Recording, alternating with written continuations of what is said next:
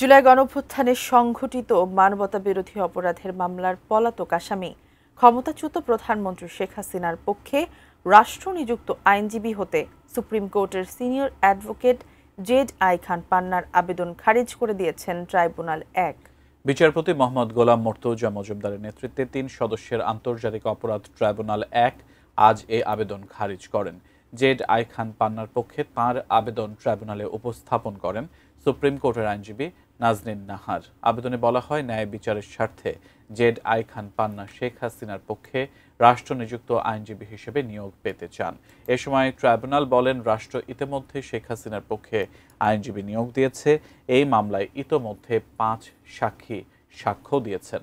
এমন অবস্থায় সুনির্দিষ্টভাবে শেখ হাসিনার পক্ষে রাষ্ট্রনিযুক্ত আইনজীবী হতে জেড আই খান পান্নার উদ্দেশ্য নিয়েও প্রশ্ন তোলেন আদালত।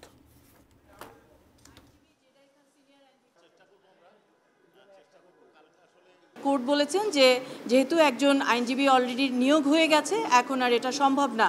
অন্য কোনো মামলায় যদি দরকার হয় উনি আসতে পারেন, উনি ওনার যদি বায়োডাটা উনি সাবমিট করেন উনি আসতে পারেন। ওনার আর একটি মেসেজ ছিল যে কোর্ট যদি ওনাকে ডিফেন্স লয়ার হিসেবে নিয়োগ নাও দেন সাবেক মাননীয় প্রধানমন্ত্রীর জন্য, ওনাকে যেন অ্যাসিস্ট করার জন্য একটি অনুমতি দেওয়া হয়।